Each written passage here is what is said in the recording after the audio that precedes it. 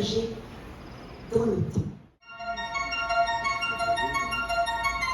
Et là, imaginez-vous dans une grande machine à voyager dans le temps.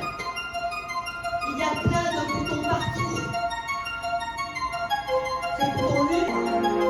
Et vous prenez de l'âge aussi.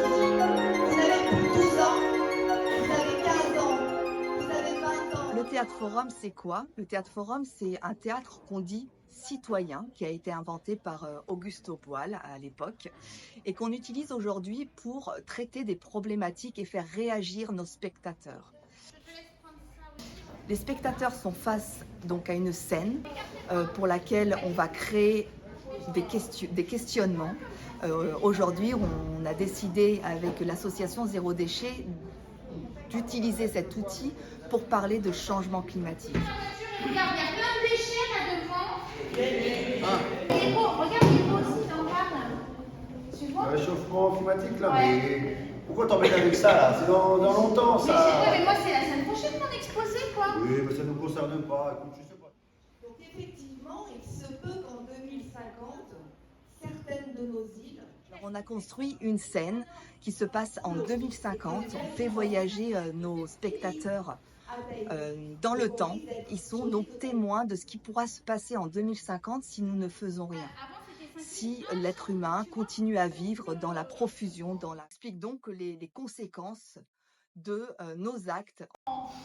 Regarde, il y a encore des grèves, il y a des gens là qui manifestent dans la rue.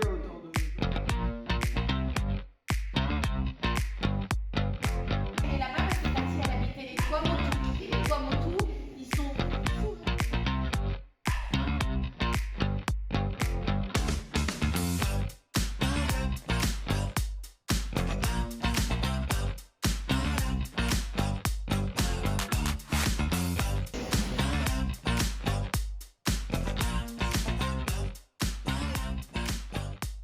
On revient en 2024 et là on crée une problématique d'une famille lambda qui surconsomme. Face à ça, les enfants sont donc amenés à débattre autour de ces problématiques et à proposer des solutions pour changer les choses et améliorer la situation.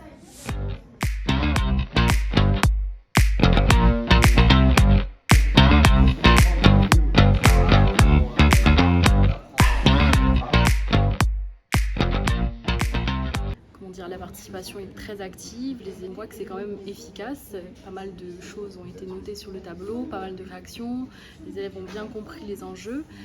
D'avoir construit la dernière scénette avec eux en fonction de leurs idées est une très bonne idée. Et cette scénette rectifie finalement les comportements pour aboutir à des actions éco-citoyennes. Et je sors de cette expérience plutôt enthousiaste sur l'avenir. Le 2050 s'annonce plus, je pense, plus clair que ce qu'on l'imagine si on réussit à reproduire ce genre de sensibilisation auprès des plus jeunes. Donner de la force pour agir maintenant et non plus tard. Moi déjà je savais même pas que quand on mange de la viande rouge ça pollue. Je savais que c'était exporté etc. mais oui je savais pas vraiment les conséquences de tout ça. Et aussi maintenant je vais aller à l'école à pied. Voilà. Si on continue à polluer, à pas faire attention à la planète quoi. Et comme a dit l'un des acteurs, c'est pas forcément pour la planète qu'on fait ça, mais plus pour nous, parce que la planète, elle sera toujours là. C'est surtout nous et nos générations futures où il faudra plus faire attention.